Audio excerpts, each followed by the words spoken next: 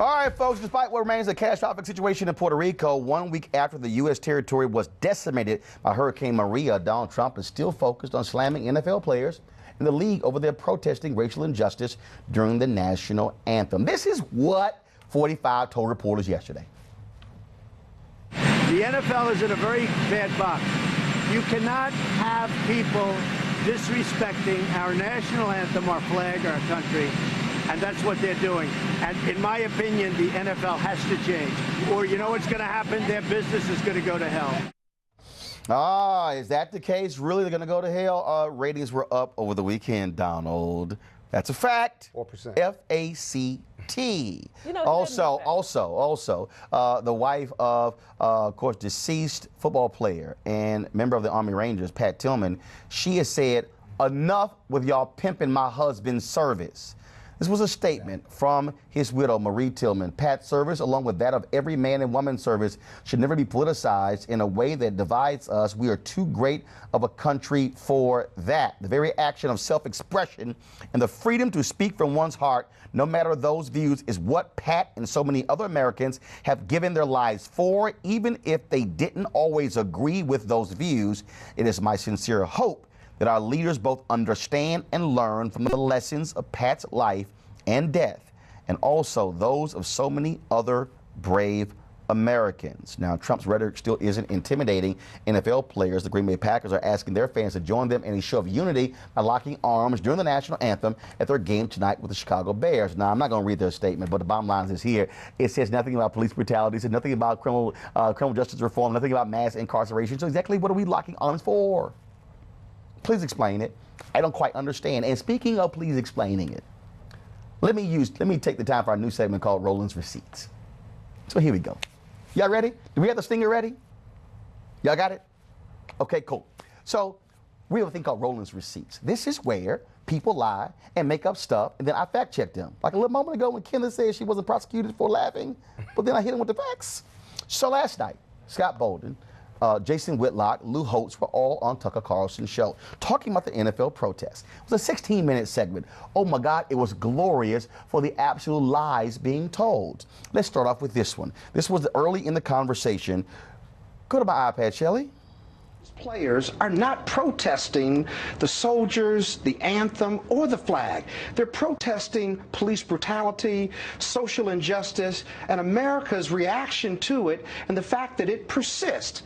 Now, if you don't believe how do you know that? Yeah, I know that because they haven't said that. Well, they certainly have said that. No, they haven't. They've said that repeatedly. The majority of many teams. I was at the game on Sunday night, and the Raiders, almost every single player sat for the national anthem. Absolutely. And sat as the colors were presented, and not one of them gave a speech there or on Twitter. Nor were they before right. game. So all I know is I watched this or after the game. They didn't explain themselves. They protested the American flag and the singing of the national anthem.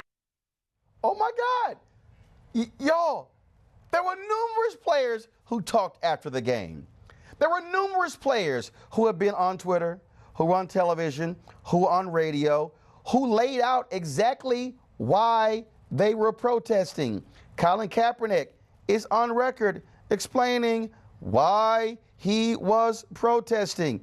Yo, seriously, that thing actually happened. And what I don't understand is how you can call yourself a journalist and go on TV and just make stuff up and flat out lie.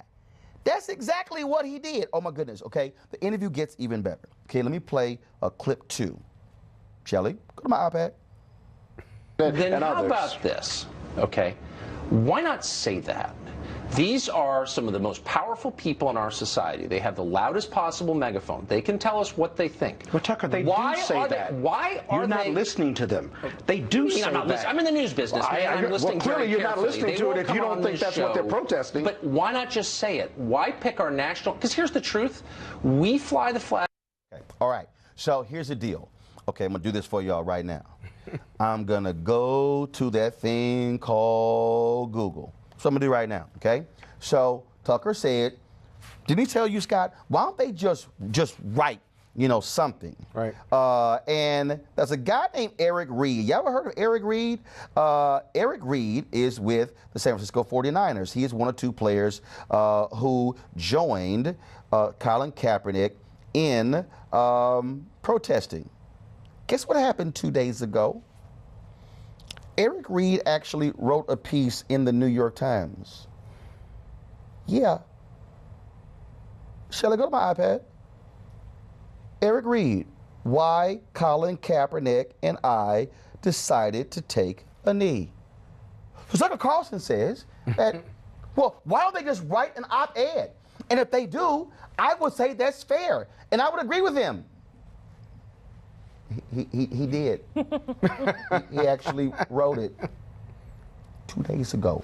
Okay, so let me play the third. I want to play the third soundbite from what Tucker had to say. Okay, this is pretty good, y'all. Okay, y'all ready?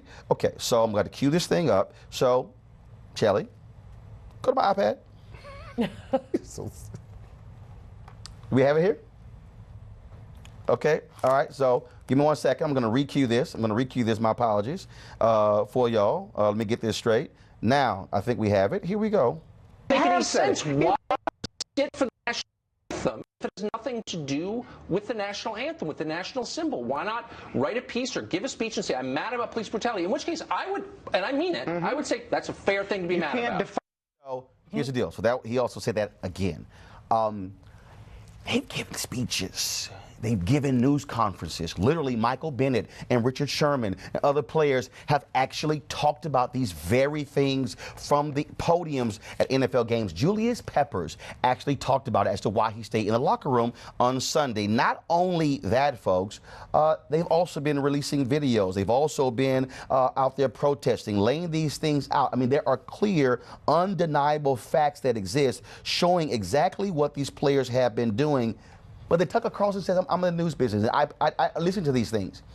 Tucker, either you've been asleep for the past year, or you might want to fire your research team. Because if you fire your research team, then you might realize these things have actually been happening. And then, of course, he tells Scott, well, you know, I've been trying to get them on my show. Benjamin Watson has been on various shows. Michael Bennett has been on various shows. Doug Baldwin has been on various shows. Nate Boyer, the Army veteran, who actually was the one who taught Colin Kaepernick into taking a knee, saying that was more respectful to the military than sitting on the bench. Now, last night, he was actually on a special with Anderson Cooper, along with some of the other players. So how is it everybody else can seem to find these players, Tucker, and you somehow cannot? Maybe you can't have these players on your show because you don't read. Maybe that's it, Tucker, but I'm going to also play this for y'all. Tucker Carlson said that, well, no one is speaking. They haven't said anything. Guess what happened? NFL players released this video. Shall I go to my iPad?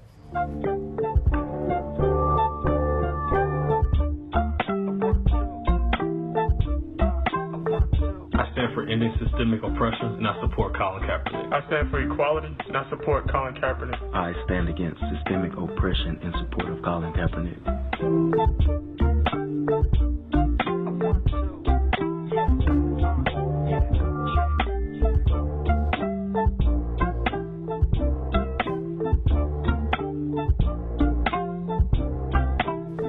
A lot of people that fought and died for that flag, to disrespect it yesterday like you did, I'm done. This is a $450 leather jacket. Watch me burn it.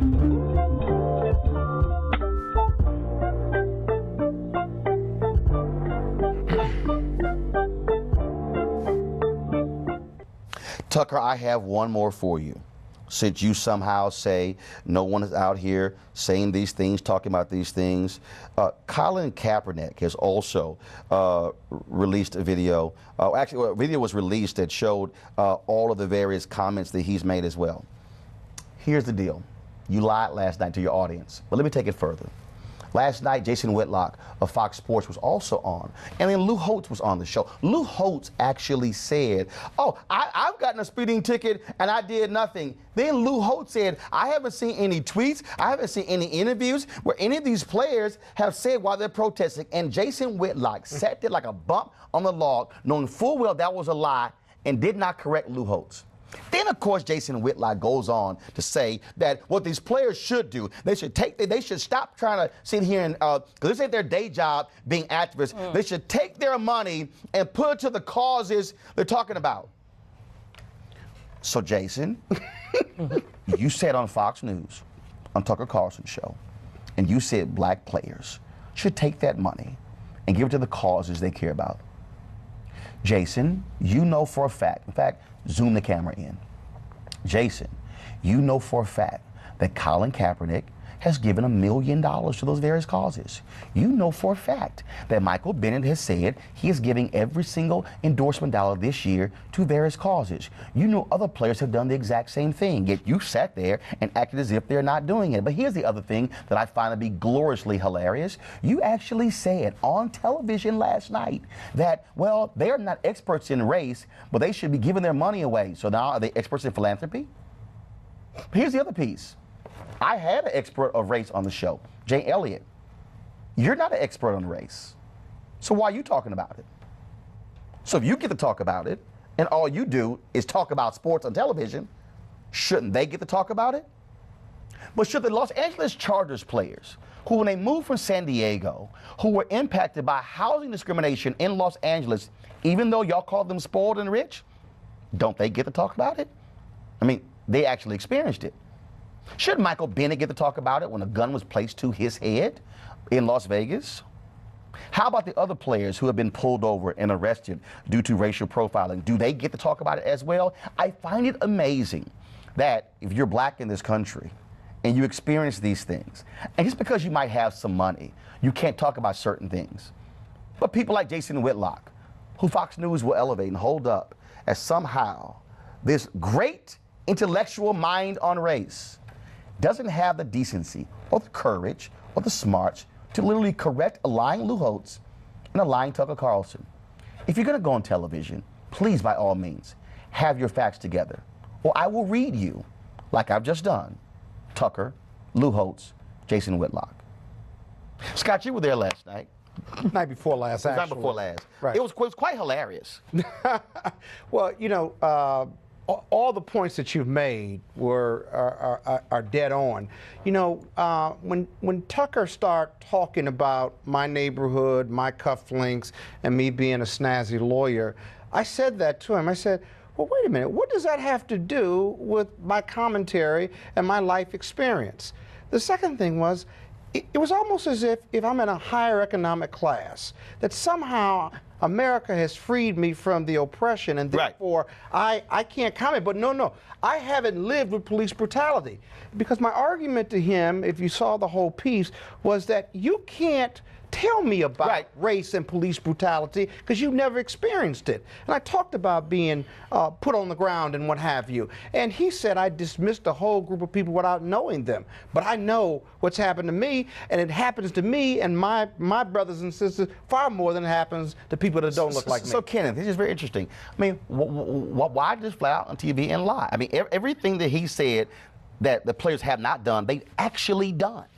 I think you need to ask Mr. Tucker. Well, what's your opinion on it? Listen, I'm not in control of his particular show. I'm not. No, what's your opinion, though, on him knowingly presenting false information, lies to his audience, and presenting it as fact when it is absolutely, undeniably false? And his questioning of Mr. Bolden, it was an intent to deride the efforts by those particular individuals who have decided to make a political choice, and the protestation that you have right now against the American people's revolt against that is quite unattractive. The bottom line is that the American people are free market capitalists.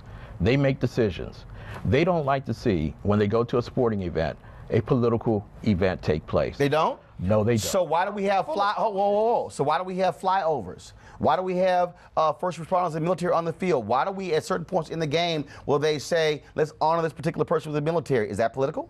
No, it's not political. It's patriotic. It's not political? Or actually, is it paid patriotism?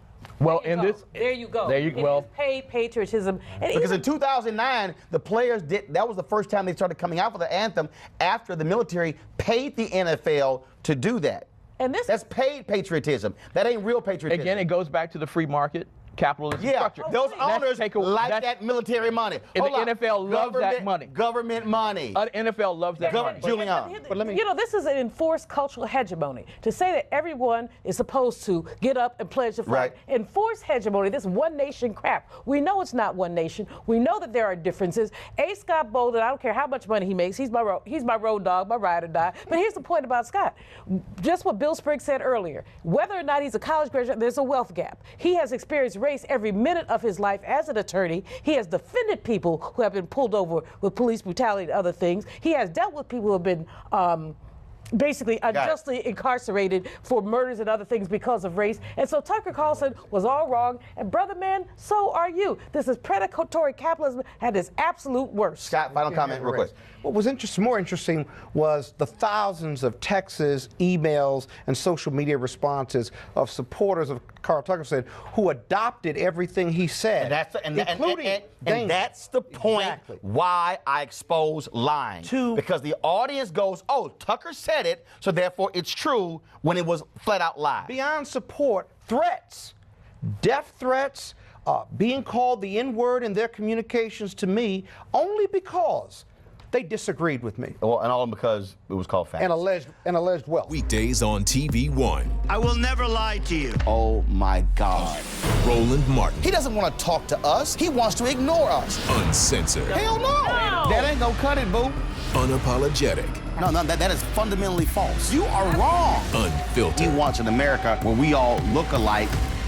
He ain't talking about black people. Unrelenting. You better go work out, because you got a fight on your hands. NewsOne Now with Roland Martin. Weekdays at 7 a.m. on TV One.